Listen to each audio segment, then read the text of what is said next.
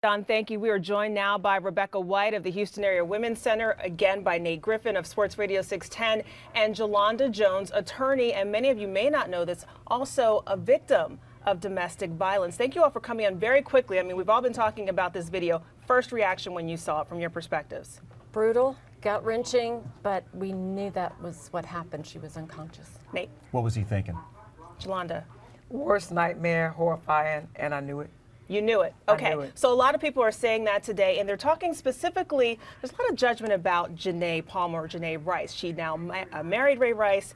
A lot of people are asking, how could she have married him? Why did she stay with him? Jolanda, I want to start with you from a victim's perspective. What are your thoughts? I loved my ex-husband.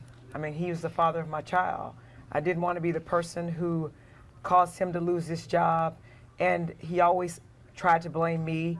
And I loved him, and I was hopeful that he would rehabilitate. So you're a smart woman, yet you chose to stay. And Rebecca, you see this quite often. Tell me about that. Sadly, we do. And women stay for a variety of reasons, and we shouldn't be talking about that. We should be talking about batterers and why did they choose to do what they do? So it's when you use the term batterers, Nate, it kind of puts it in a different perspective because we often hear the term domestic violence and it almost sounds a little broad, a little vague. When you see this video and you see the actual violence, do you think the NFL or the Ravens in particular had no choice at this point? They had no choice. It's just unfortunate that Roger Goodell, who is a head commissioner of the NFL, didn't take a more stricter stance. He should have done that. In fact, we talked about that earlier with Isaiah Carey.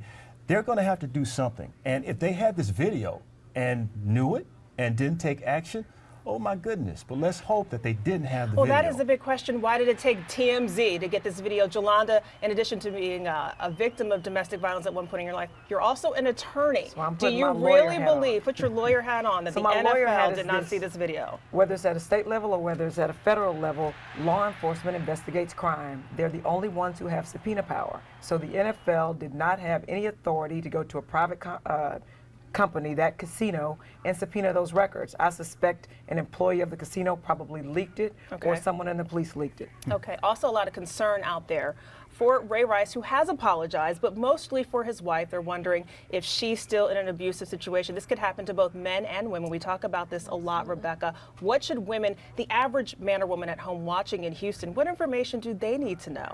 Because Jolanda has told me before this interview that you've been punched in the face and knocked Strangled, out. almost died. You're not the first person. Unfortunately, she may not be the last man or woman. What should they do, Rebecca? Well, first of all, they should know they're not alone. It's not their fault, and that help is available. We have a 24-hour, 7-day-a-week hotline where there are trained advocates there who can advise on safety planning and assessing the situation and making sure there is a path forward. Okay, and I have to go, quick question, who can demand change in the NFL or all sports when it comes to this? I think the owners. The owners are going to have to step up and decide what they want to do real quickly. Get to Roger Goodell. He's a mouthpiece for the league. He is his bosses are the owners. So they're going to have to make a decision to what extent do they want to be punished. I think fans, corporations, and it doesn't start at the NFL level. We need to do it in college, and we need to do it in high school because we protect athletes who can make millions of dollars, football players, basketball players, baseball players. Thank you all so much. We'll continue this conversation, of course, always on Facebook and Twitter. Got to send it back to the newsroom and Don.